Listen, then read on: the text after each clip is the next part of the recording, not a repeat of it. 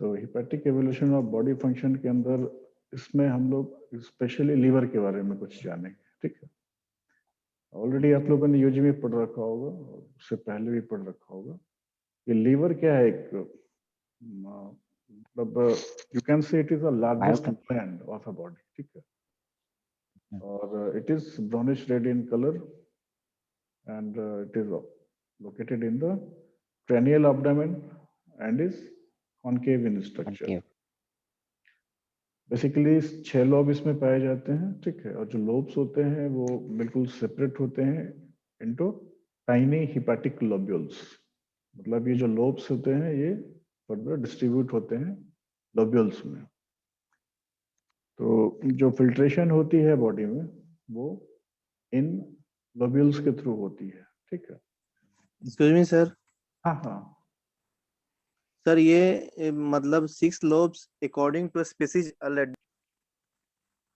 तो ये जो लोब्स होते हैं बेसिकली ये लोब्यूल्स फॉर्म में आगे जाके डिवाइड होते जाते हैं, which is responsible for the filtration of blood through the liver.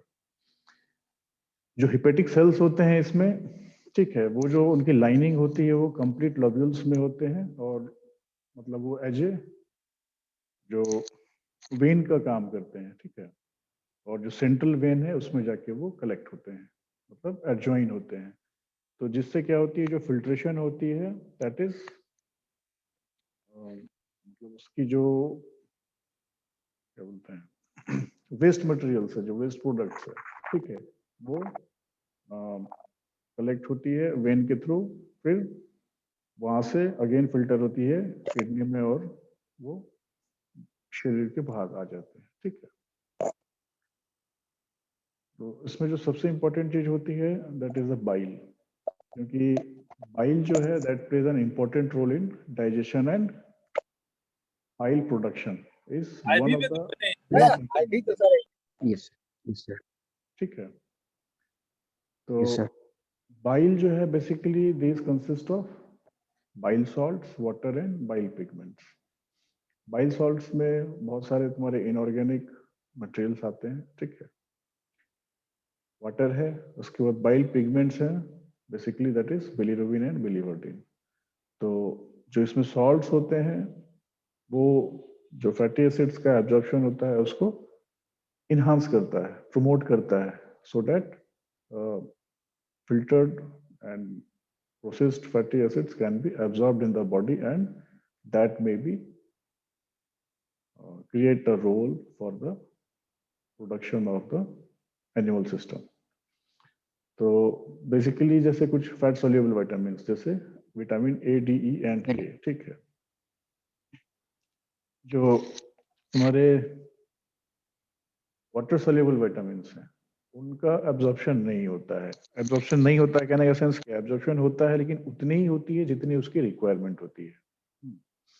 और जरूरत से ज्यादा अगर वाटर सोल्यूबल विटामिन बनती है तो वो that will drain out from the kidney system.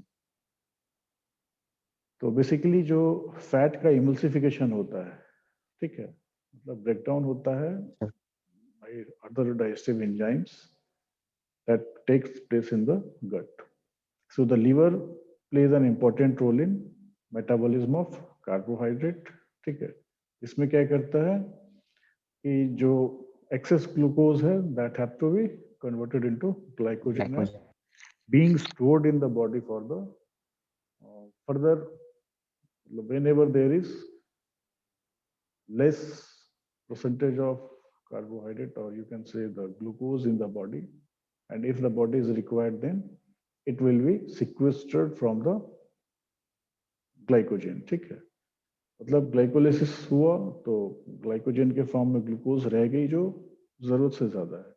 लेकिन जब किसी भी कंडीशन में लाइक स्टार्वेशन हो या फिर किसी तरह की मेटाबॉलिज्म अगर होती है उसमें अगर ग्लूकोज की रिक्वायरमेंट होती है तो वो ग्लाइकोजन जो है वापस फिर टूट कर वापस ग्लूकोज में कन्वर्ट होती है और that will be supplied to the form of energy. तो ग्लाइकोजेनोलाइसिस है that is controlled by the glucagon, जो कि अल्फा सेल से आइसोलेट ऑफ लैंगरहैंस में बनती है, ठीक है। और glucagon is released, glycogenolysis begins. मतलब ग्लाइकोजेनोलाइसिस, ठीक है, बेसिक चीज है ये। ग्लूकागोन तभी बनती है या रिलीज होती है जब मतलब ग्लूकागोन एक्ट तब होती है जब ग्लाइकोजेनोलाइसिस शुरू होती है, मतलब whenever there is need of extra glucose. So these also play a role in deamination. Deamination means the breakdown of various amino acids. तो इसमें क्या होता है, अमाइनो एसिड जो टूटता है और एक अलग अलग अपने अपने ग्रुप में आ जाता है, ठीक है। तो ये जो अमाइनो एसिड जो that cannot be stored, they are converted into enzymes or energy by various tissues in the body. कहने का मतलब वही है, अमाइनो एसिड्स भी उनकी जितनी रिक्वायरमेंट है उसके हिसाब से वो बनती है, अदरवाइज फिर that will stored in the cells और in a small fraction, otherwise it will be exhausted out. So जो डिस्कार्ड अमाइनो ग्रुप होती है, however is converted into ammonia and then into urea और यूरिक एसिड, ठीक है, और वो through kidney filter हो जाती है, एक्सक्रीट आउट हो जाती है। लीवर का जो एक ऑल्सो एक जो बेसिक वर्क है, that is to synthesize alpha and beta globins. तो ये इनका रोल क्या है, transportation of lipids and soluble vitamins. तो इसमें एक प्रोथ्रोम्बिन जो है that is having a specific role because they produce the alpha globulins in the liver, ठीक है। प्रोथ्रोम्बिन जो है एक सिनर्जिस्टिक इफेक्ट होती है इसकी, और मतलब इसका जो वर्क है उसके हिसाब से ये अल्फा ग्लोबुलिन्स को लीवर में प्रोडक्शन के लिए हेल्प करता है। लाइकवाइज जो फैक्टर 10 है Stuart, it also requires vitamin K for synthesis and calcium ions help convert prothrombin into thrombin. So prothrombin and thrombin are necessary for coagulation. बिल्कुल पढ़ा होगा आप लोगों ने, यूजी में भी है ना, कि prothrombin that is converted into thrombin and is the very first thing which is required for the initiation of coagulation.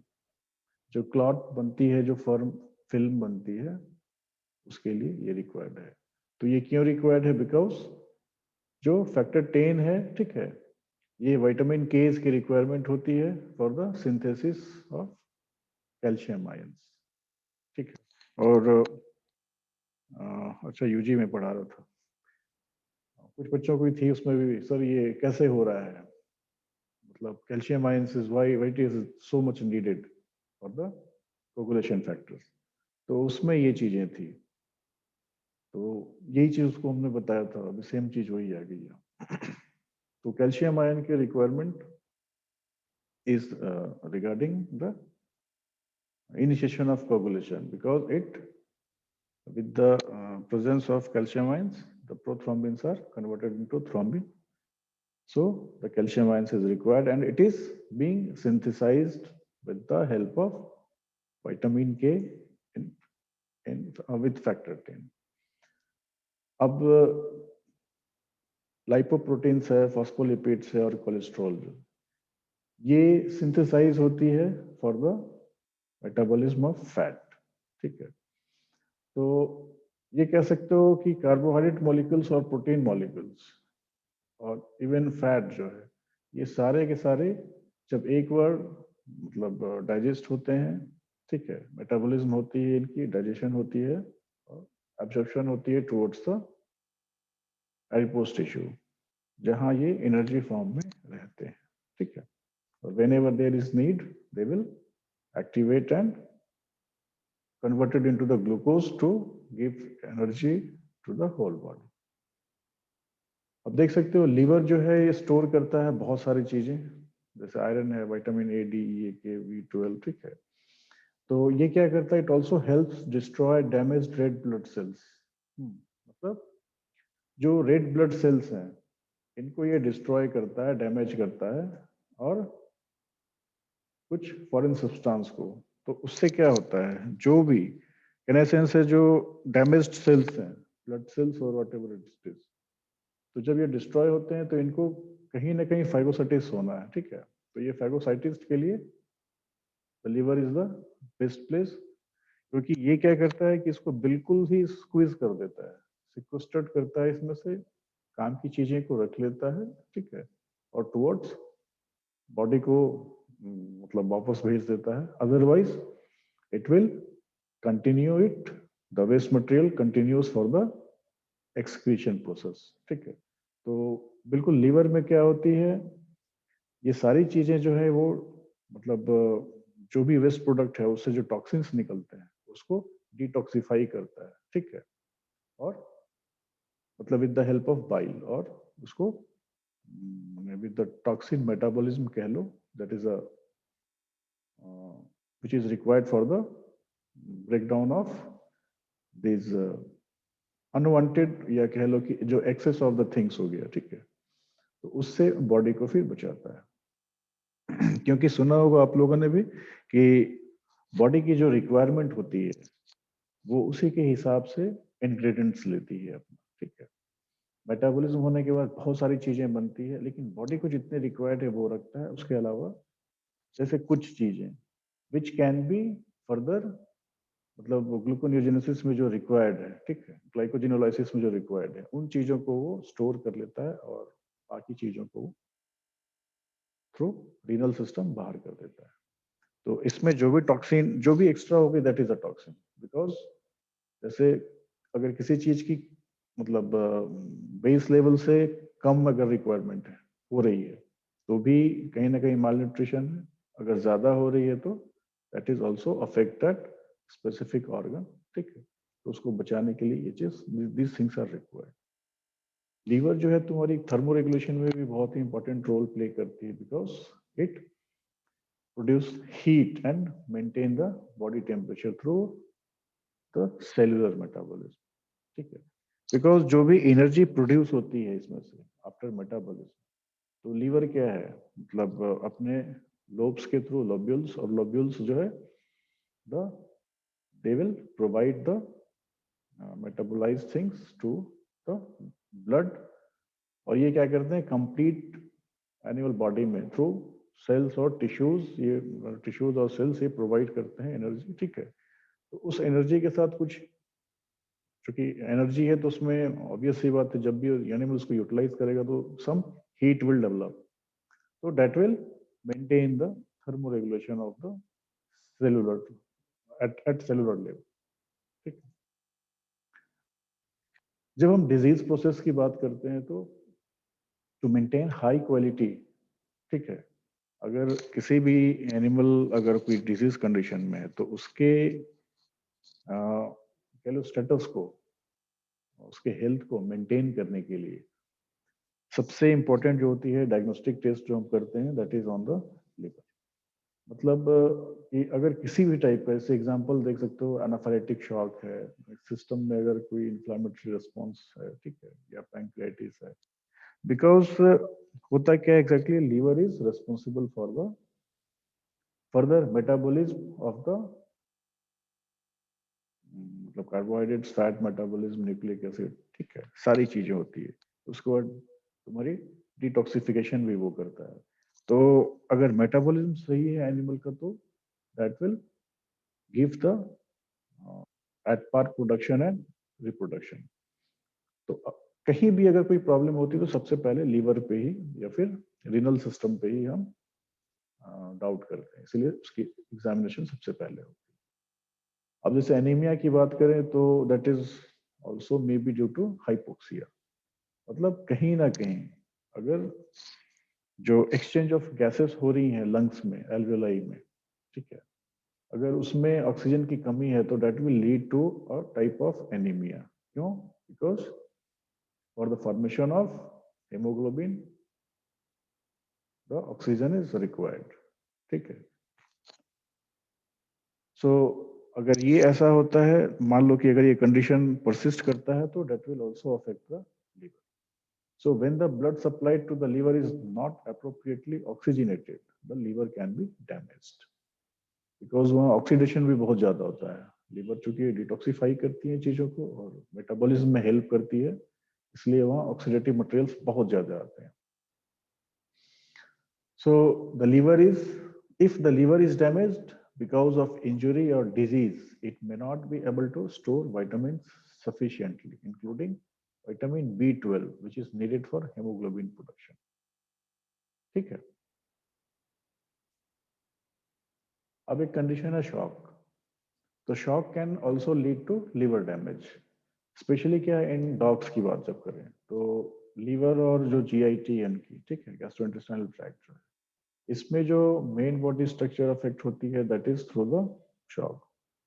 Cat के केस में मतलब मे और मे नॉट भी कहते हैं. तो लंग्स जो है शॉक से सबसे ज्यादा अफेक्ट होती है. डॉग के केस में लिवर और GIT और कैट के केस में लंग्स. कैट के केस में एग्जैक्टली क्या होती है, अगर एनोरेक्सिया प्रोड्यूस हो रही है किसी भी कारण से, ठीक है, स्पेशली इसमें एक कंडीशन दिया है hepatic lipidosis. That is a major concern for the anorexia in cat. ठीक है. So triglycerides accumulate in the blood, overwhelming the liver into potentially causing severe liver dysfunction. इसलिए देख सकते हो कि बहुत सारे जो मतलब एनिमल अपने नॉर्मल एनवायरनमेंट में अगर सरवाइव कर रहे हैं तो उनकी फीड एडिटिव कुछ और है. Because they use to feed whatever the things they are having in their environment or in their surrounding. लेकिन जब हम किसी को डोमेस्टिकेट करते हैं और उसको किसी स्पेसिफिक टाइप का अगर फीड देते हैं तो उसकी वो फीडिंग हैबिट यानी बिहेवियरल एस्पेक्ट में वो चेंज हो जाती है. और चूंकि उसकी बॉडी उस हिसाब से नहीं बनी है तो मुश्किल हो सकती है. ठीक है, आगे जाके कहीं परेशानी हो सकती है. तो जो भी प्रॉब्लम आएगी सबसे पहले वो that will appear in the liver. तो जो हिपेटिक लिपिडोसिस की बात कर रहे हैं, मतलब अगर एक्स्ट्रा हम लिपिड दे रहे हैं फूड में, ठीक है, तो दैट में cause hepatic lipidosis and further liver dysfunction. So when petechiae or ecchymosis are observed on a patient, liver involvement should be suspected. अगर किसी तरह की अगर पिन पॉइंट मतलब अगर क्या बोलते हैं कोगुलेशन अगर फील कर रहे हैं कहीं पर, ठीक है, पैथोलॉजिकल लैंग्वेज में इसको इसके लिए एक वर्ड है, अच्छा बताते हैं. So because the liver plays a vital role in coagulation, so bleeding under the skin indicates that the body's clotting ability may be jeopardized. क्या बोलते हैं उसको, एक वर्ड है ना हीमोटोमा या ऐसे करके, जो पिन पॉइंट छोटी छोटी आती है ना, कोगुलेशन आती है. पैथोलॉजिकल लैंग्वेज थोड़ा हम ये कर रहे हैं, मिस कर रहे हैं.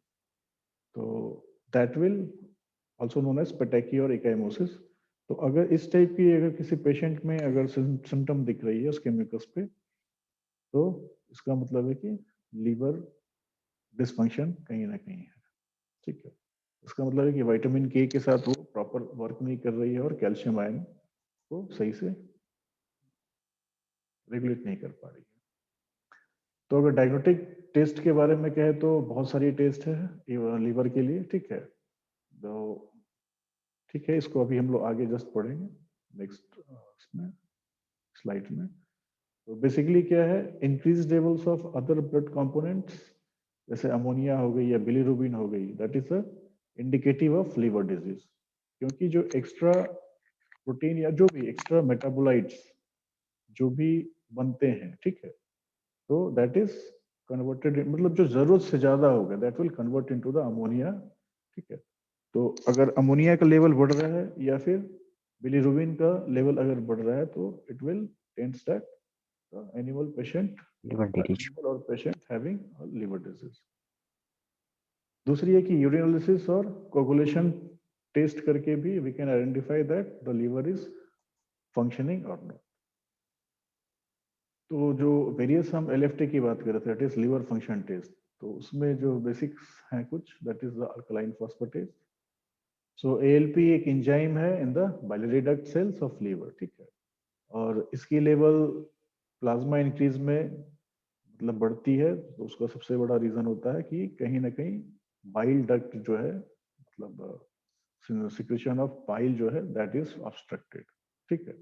It may be due to any formation of stone और किसी भी तरह की मतलब जो कि फिल्टर ना कर पा रहा हो, ठीक है। तो जैसे पैरासिटिक इन्फेक्शन भी हो तो उसके कारण भी ये चीज बाइल की ऑब्स्ट्रक्शन हो सकती है, ठीक। The next is AST, that is also known as aspartate aminotransferase. ये भी एक इंट्रासेलुलर एंजाइम है और ये क्या करता है, अमीनो एसिड को कन्वर्ट करता है, ठीक है, from amino acid during conversion from amino acid to oxoacids. तो एएसटी लेवल इंक्रीज करने का मतलब है कि जो लीवर के सेल्स हैं वो कहीं ना कहीं डिजेनरेट कर रहे हैं या फिर एपोप्टोसिस में जा रहे हैं, नेक्रोसिस में जा रहे हैं। So they may also increase after a patient takes medications, ठीक है। और ट्रॉमेटिक इंजरी हो, किसी तरह से अगर चोट लगता है, सेल्स डैमेज करते हैं, या फिर कोई मेडिकेशन चल रही है और उसका जो लॉन्ग लास्ट इफेक्ट होती है that is related with the damage of the liver cells, then the level of AST, that is aspartate aminotransferase, may be increased. तो मतलब ये एक तरह से क्या है, दैट इज रिवर्सिबल है, ठीक है। डैमेज है रिवर्सिबल, लेकिन एक बार जब क्रिएट हो गया तो क्या होगा, जो प्रोसेस है तुम्हारी लिवर की, जो फंक्शन है वो कहीं ना कहीं अडॉप्ट करेगी। तो just these are the symptoms. Again, the another one is GGT, that is gamma glutamyl transferase. This enzyme is also found in the bile duct, और इसको हम लोग डायरेक्ट नहीं, इसको हम लोग अल्कलाइन फॉस्फेटेज के साथ देखते हैं, ठीक है। दोनों का लेवल जब एक साथ जब रेशियो और प्रोपोर्शन मिलाएंगे, then we can having idea that if there is any obstruction or problem in the liver.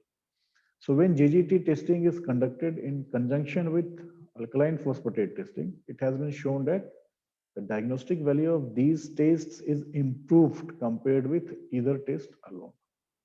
मतलब दोनों को अलग अलग अगर हम एग्जामिन करेंगे तो बहुत अच्छी फाइंडिंग पे नहीं आएंगे, लेकिन जब दोनों को एक साथ कंजुगेट करके और प्रोपोर्शन उनकी देखेंगे, जो हर एक स्पीसीज की अपनी एक लिमिटेड है, ठीक है, एक थ्रेशोल्ड वैल्यू है, उससे कम हो रही है या ज्यादा हो रही है उसकी proportion, then we can having idea that the liver is functioning good or not. Again जो ALT है ये भी हेपेटोसाइट्स की एक एंजाइम है, ठीक है, सेल्स में है। और लाइकवाइज अगर सेल्स कहीं ब्लड सेल्स या फिर सॉरी लीवर सेल्स अगर कहीं डैमेज कर रहे हैं तो वो ब्लड में फिर उसकी सिग्निफिकेंस वो दिख जाएगी, ठीक है। तो ALT लेवल जो है इंक्रीज करती है अगर एक्यूट लीवर डिजीज हो, मतलब किसी अगर अचानक से एकदम फ्लक्चुएशन जो होती है बिल्कुल अचानक से होती है, एकदम तुरंत से एक्यूट में, then we can have the increase level of ALT। तो ये सब चीजें कुछ कुछ ध्यान में रखना, नॉर्मल भी काम आएगी। The other thing is the protein that is albumin. ये भी सिंथेसाइज होती है लीवर में भी, ठीक है, और ये एक मेजर पार्ट है प्लाज्मा का। So it is responsible for maintaining so many things, right?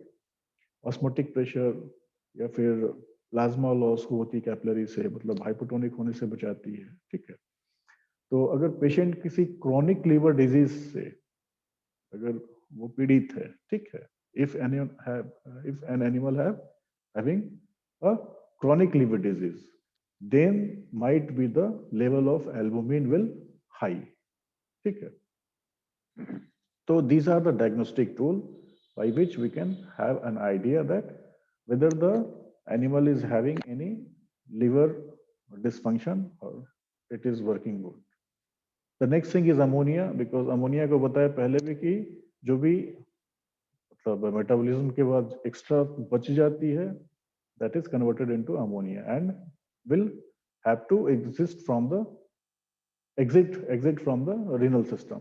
लेकिन अगर किसी कारण से वो लीवर पे ही रह जाए या फिर सराउंडिंग में लोब्यूल्स में रह जाए, तो then again it will may lead to hepatitis, that is an infection of or inflammation of liver, ठीक है।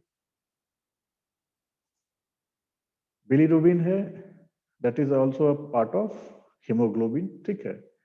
तो जब कंजुगेशन होती है, ठीक है, मतलब जब जिसमें लीवर जो है बिलिरुबिन को मतलब प्रिपेयर करती है, सिंथेसिस करती है for to maintain the water soluble. तो इस कंडीशन में क्या होती है कि जो लीवर है, अगर मान लो कि किसी तरह से अगर डैमेज होती है और जो कंजुगेशन हो रही है बिलिरुबिन की to be in water soluble, then the total amount of bilirubin may be detected in the blood.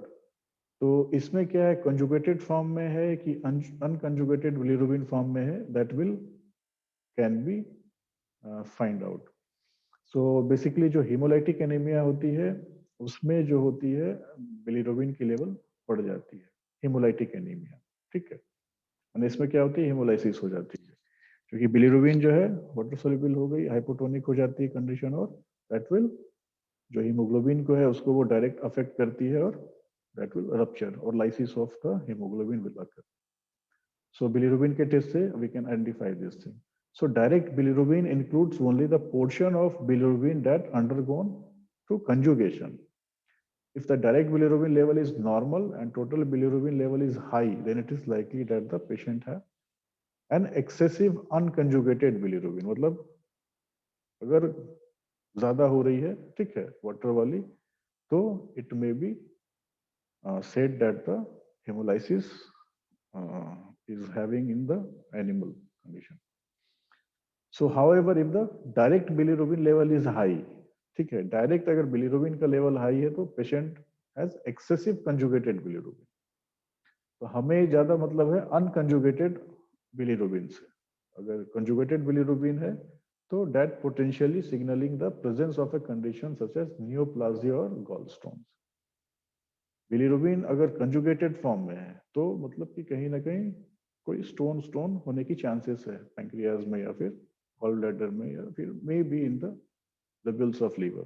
लेकिन अनकंजुगेटेड है तो that will reflect in the haemolysis, ठीक है, mean to say haemolytic anaemia. दोनों अलग अलग कंडीशन। बंद हो गई ब्लड यूरिया नाइट्रोजन, आप लोग जानते हो। तो पेशेंट में जब भी बन की वैल्यूज गिरती है, ठीक है, तो with advancement of liver disease, because they are not able to convert nitrogenous based products into urea. Blood urea nitrogen हम लोग बेसिकली इसी के लिए करते हैं, क्योंकि जो लीवर की जो मतलब क्या क्या बोलो फंक्शन है, ठीक है, तो इसमें ये क्या करता है, जो नाइट्रोजनस एलिमेंट्स है that have to be converted into urea so that they can pass through the kidney. लेकिन अगर ये नहीं हो रही है किसी कारण से, ठीक है, तो इसका मतलब है कि इसकी लेवल डिक्रीज है या फिर अपराइट है। Likewise, coagulation test, because multiple venipunctures and cytosynthesis are performed until the patient's clotting times are checked and if it within the normal limits. Mean to say कि अगर किसी कारण से coagulation में देरी हो रही है, जैसे प्रोथ्रोम्बिन टाइम भी it is as same with the coagulation test. मतलब अगर क्लॉटिंग फैक्टर में डिले हो रही है, इसका मतलब है कि जो विटामिन के का जो एक्शन है वो कंप्लीट नहीं हो रही है, so that the calcium ions could not be synthesised and it will reveals that the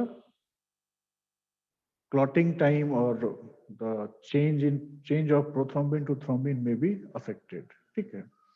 So liver disease should be suspected in any patient that has a prolonged prothrombin time. तो ये देख सकते हो ना, extrinsic pathway of coagulation cascade, ठीक है। Likewise, thromboplastin, that is also a clotting factor that converts prothrombin into thrombin, ठीक है। तो activated partial thromboplastin time जो है, that the test assess in the intrinsic pathway of the coagulation. एक हो गई prothrombin timing, that is for the extrinsic pathway, और thromboplastin reveals the, और you can say it will be observe during the intrinsic pathway of the coagulation cascade. So both things are necessary for the coagulation and regarding the factors which are the having a role in coagulation. The next thing is urinalysis. So it should be conducted to determine whether bilirubin is present in the urine. So trace amounts of bilirubin are normal in the concentrated urine sample from a dog, but such findings are abnormal in cat. So ये species by species it also varies. So ठीक है, just वही हम we have to see that either the presence of bilirubin in the blood, in the urine is up to mark or it is excess, ठीक है, या लो. अगर लो हो रहा है इसका मतलब है कि बिलिरुबिन की भी कमी है, तो कहीं ना कहीं हेमोलाइटिक एनीमिया से सफर कर सकता है पेशेंट. अगर ज्यादा हो रही है इसका मतलब है कि ज्यादा बन रही है बिलिरुबिन, ठीक है, तो that will lead to the वही कंजुगेटेड या अनकंजुगेटेड होगा, वहां फिर ये प्रॉब्लम करेगी, ठीक है. तो जस्ट ये सब एक डायग्नोस्टिक टूल है so that we can identify the animal normal health care. फिर हम लोग इमेजिंग भी कहते हैं, मैंने इमेजिंग मतलब उसको पिक्चर से देख सकते हैं. जैसे एबनॉर्मल रिजल्ट्स होती है on certain blood test usually indicate that a patient has some type of liver damage. Although some diseases can be ruled out after test results are obtained, so the cause of liver damage cannot usually be determined by blood tests only. So we are having imaging can be used to reveal tumors, obstructions and other abnormalities. ठीक है, तो सारा चीज test से, blood test से नहीं we can find out. So that हम लोग जस्ट एक इमेजिन भी करते हैं कि इसके अलावा भी might be the patient will under tumour obstruction और any type of abnormalities condition should be there. तो इमेजिंग की जब बात करते हैं तो not only the from the mental imaging but that is from the radiography, ultrasonography या serum protein electrophoresis. तो these are the techniques. तो इनके through we can have an clear idea. अगर ब्लड टेस्ट में कुछ नहीं आ रही है तो might be there is something. If obstruction is there so we can have a picture in the radiography or we can conclude this thing from ultrasonography or from the electrophoresis. Electrophoresis क्या है? Simple, जो plasma का concentration अगर change होता है तो उसकी negative और पॉजिटिव एस्पेक्ट में जो मूवमेंट होती है वो चेंज करती है. तो from that we can have an idea. ठीक है. Ultrasound guided fine needle aspiration, दरअसल ये एक तरह से बायोप्सी है. So this is also diagnostic tool and मतलब इससे we can have an idea for clotting abnormalities और इफ द हेमोरेजिस परसिस्ट. सो इससे we can have a clear picture अगर हेमोरेज होगी या clotting abnormalities. So because the liver plays a role in the coagulation cascade, so it is important to rule out any clotting problems before obtaining a sample. तो basically हम लोग क्या करते हैं, seeded करके बायोप्सी करते हैं और पेशेंट के जो मूवमेंट है, ठीक है, however patient movement may result in liver laceration and retrieval of an inadequate sample. So certain disease or types of neoplasia can be diagnosed using this method. लेकिन however the sample obtained does not always yield a diagnosis. ठीक है. These are the diagnostic tool by which we can have an idea that the liver of an animal may be having any problem with certain issues. ठीक है. So we can have this thing. So this completes almost all the things regarding the